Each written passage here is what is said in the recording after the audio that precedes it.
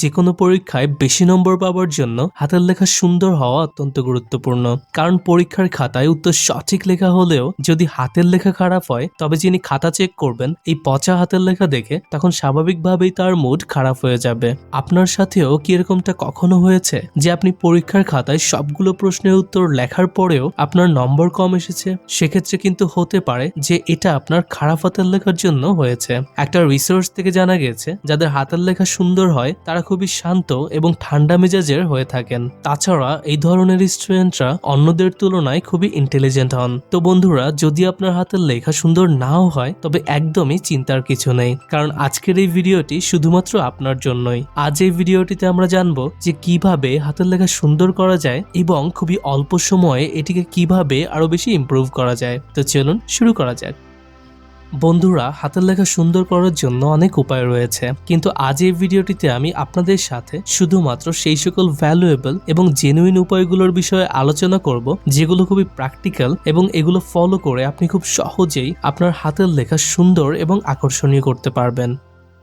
হাতের লেখার বিষয়টি নিয়ে আমরা অনেক অভিজ্ঞ পরীক্ষকের সাথে কথা বলেছি এবং পরীক্ষার খাতা চেক করেন এমন অনেক শিক্ষকের সাথে আলোচনা করে আমি জানতে পেরেছি যখনই তারা খাতা চেক করেন তখন প্রথম পেজে হাতের লেখার কোয়ালিটি অনেক বেশি ইম্পর্টেন্ট হয়। কিছু শিক্ষক এমনও বলেছেন যে খাতা চেক করার সময় কোনো স্টুডেন্টের হাতের লেখা অনেক বেশি খারাপ দেখলে তাদের ব্রেইনে অটোমেটিক্যালি এটা চলে আসে যে সেই স্টুডেন্ট নিশ্চয়ই পড়াশোনায় খুব একটা ভালো না। অপরদিকে হাতের লেখা খুবই সুন্দর হলে পরীক্ষকের ব্রেইনে তখন একটা পজিটিভ ইমপ্রেশন যায়, ফলে এক্ষেত্রে শিক্ষক পজিটিভ মাইন্ডে সেই খাতাটি চেক করেন আর এটা সরাসরি বেনিফিট পায় সেই পরীক্ষার্থী, কারণ এতে করে তার খাতায় নম্বর বেশি আসার সম্ভাবনা কিন্তু অনেকটাই বৃদ্ধি পায়। তাই বন্ধুরা, যদি আপনার হাতের লেখা আগে থেকে সুন্দর থাকে তবে আপনি খুবই লাকি, কিন্তু যদি আপনার হাতের লেখা খারাপ হয়ে থাকে তবে একদমই টেনশন করবেন না, আপনার লেখাও অবশ্যই সুন্দর হবে। তো চলুন হাতের লেখা সুন্দর করার সবচেয়ে কার্যকরী উপায়গুলোকে দেখে নেওয়া যাক। Number 1, improve your sitting habit.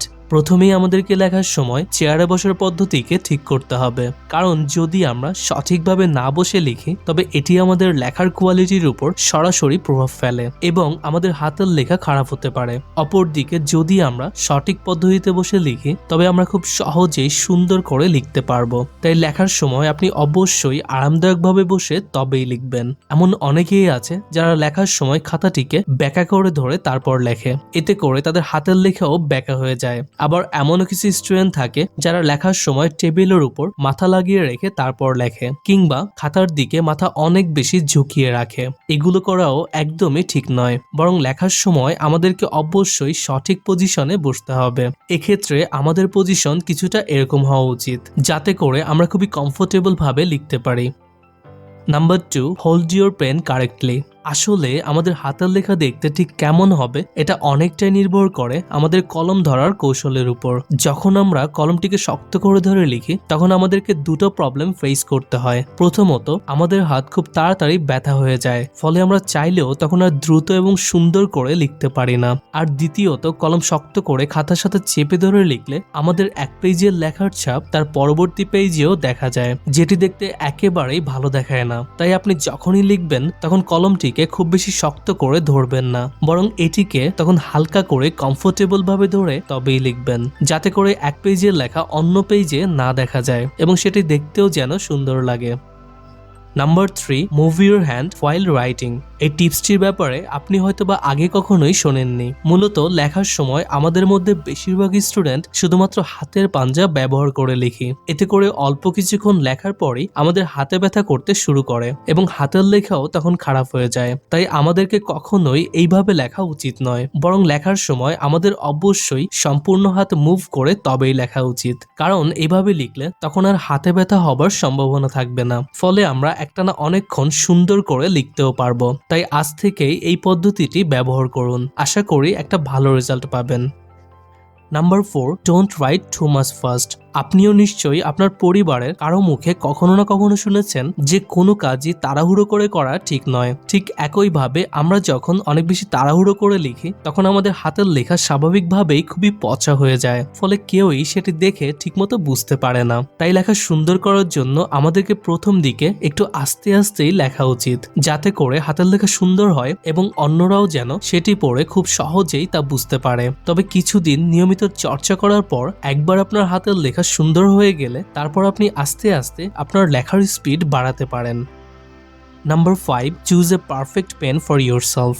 আমরা অনেকেই কলম কেনার ক্ষেত্রে বুদ্ধি না খাটিয়ে যে কলমটা দেখতে সুন্দর লাগে সেটাই কিনে ফেলি, যেটি করা একদমই ঠিক নয়। বরং আমাদের উচিত কলম কেনার ক্ষেত্রে অবশ্যই ভালো ব্র্যান্ড এবং ভালো কোয়ালিটির কলম ক্রয় করা, কারণ এই টাইপের কলম দিয়ে খুব সহজেই আরামদায়কভাবে লেখা যায়। অপরদিকে আমরা যদি সস্তা এবং নিম্নমানের কলম কিনি তবে হাতের লেখা যে খারাপ হবে এটা নিশ্চিত। তাই লেখার সময় আমাদেরকে অবশ্যই সর্বদা ভালো কলম ব্যবহার করা উচিত। আসলে এক এক স্টুডেন্টের এক এক ধরনের কলম পছন্দ হয়ে থাকে। কেউ মোটা কলম দিয়ে লিখতে পছন্দ করে তো কেউ চিকন কলম দিয়ে লিখতে পছন্দ করে। এক্ষেত্রে আপনি যে ধরনের কলম দিয়ে লিখতে সবচেয়ে বেশি কমফোর্টেবল ফিল করেন সর্বদা সেই টাইপের কলম দিয়েই লিখবেন। এতে করে দেখবেন আপনার হাতের লেখা আগের চাইতেও অনেকটাই সুন্দর এবং আকর্ষণীয় হবে।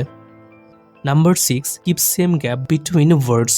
মনে করুন একটা রুমে অনেকগুলো বল রাখা হয়েছে এবং সেগুলো এলোমেলো ভাবে রুমের এখানে সেখানে ছড়িয়ে ছিটিয়ে আছে। অপরদিকে পাশের রুমেও অনেকগুলো বল আছে, তবে সেগুলোকে সারিবদ্ধভাবে একটার পর একটা সাজিয়ে রাখা হয়েছে। এখন আপনি একটু চিন্তা করে দেখুন এই দুটোর মধ্যে কোন রুমটি দেখতে আপনার কাছে ভালো লাগবে। নিশ্চয়ই সেই রুমটি যেখানে বলগুলোকে সারিবদ্ধভাবে সাজিয়ে রাখা আছে। ঠিক একই বিষয় আমাদের হাতের লেখার ক্ষেত্রেও প্রযোজ্য।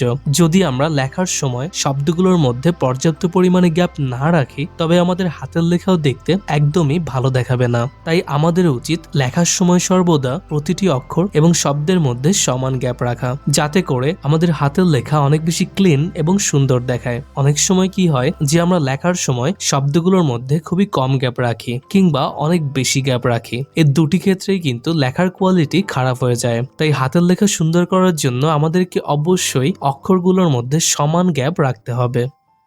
Number 7, keep your writing neat and clean. বন্ধুরা, পরিষ্কার পানিতে যেমন সবকিছু পরিষ্কার দেখা যায় ঠিক তেমনি হাতের লেখার ক্ষেত্রেও এই বিষয়টি প্রযোজ্য।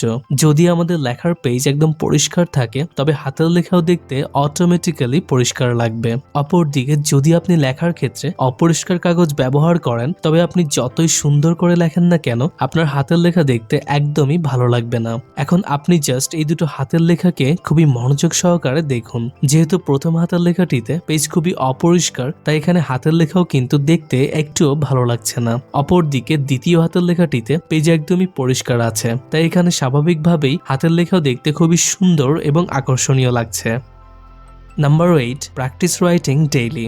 যে কোনো বিষয়ে এক্সপার্ট হওয়ার জন্য সেটিকে নিয়মিত প্র্যাকটিস করার কোনো বিকল্প নেই। আপনিও হয়তোবা লক্ষ্য করেছেন যদি আপনি অনেকদিন যাবৎ কোনো কারণে না লেখেন তবে আপনার হাতের লেখা এমনিতেই খারাপ হয়ে যায় এবং পুনরায় লেখার জন্য আপনাকে অনেক সমস্যার সম্মুখীন হতে হয়। তাই আপনি প্রতিদিন যাই পড়বেন তা খাতায় লিখে পড়ার জন্য চেষ্টা করবেন। এতে করে আপনার দুটো সুবিধা হবে। প্রথমত আপনার লেখার কোয়ালিটি ইমপ্রুভ হবে, আর দ্বিতীয়ত লিখে পড়ার কারণে আপনার সেই পড়াটিও অনেক বেশি দিন পর্যন্ত মনেও থাকবে, ফলে পরীক্ষায় রেজাল্ট ভালো হবার সম্ভাবনা বৃদ্ধি পাবে। তাছাড়া পরীক্ষার আগে অবশ্যই নিয়মিত লেখার চর্চা করবেন। এটি আপনাকে পরীক্ষার হলে নির্দিষ্ট সময়ের মধ্যে সকল প্রশ্নের উত্তর লিখতেও অনেক বেশি সাহায্য করবে। এতক্ষণ আমরা ভিডিওতে যেগুলো শিখলাম চলুন সেগুলোকে সংক্ষেপে আরেকবার দেখে নেওয়া যাক। প্রথমেই আপনি লেখার জন্য আপনার কাছে খুবই কমফোর্টেবল মনে হয় এমন টাইপের কলম চুজ করুন। এরপর লেখার জন্য অবশ্যই পরিষ্কার পরিচ্ছন্ন কাগজ নিন। তারপর লেখা স্টার্ট করার পূর্বে টেবিল চেয়ারের সঠিক পজিশনে বসুন। লেখার সময় যেন প্রতিটি অক্ষর এবং শব্দের মধ্যে পর্যাপ্ত গ্যাপ থাকে এই বিষয়টিও অবশ্যই খেয়াল রাখবেন। এছাড়া কলম ধরার অ্যাঙ্গেলও ঠিক রাখবেন। প্রথম দিকে একটু আস্তে আস্তে লিখবেন এবং একবার লেখায় এক্সপার্ট হয়ে গেলে তখন আপনার লেখার স্পিড বাড়াতে পারেন। এতে করে আপনার হাতের লেখা অবশ্যই সুন্দর হবে।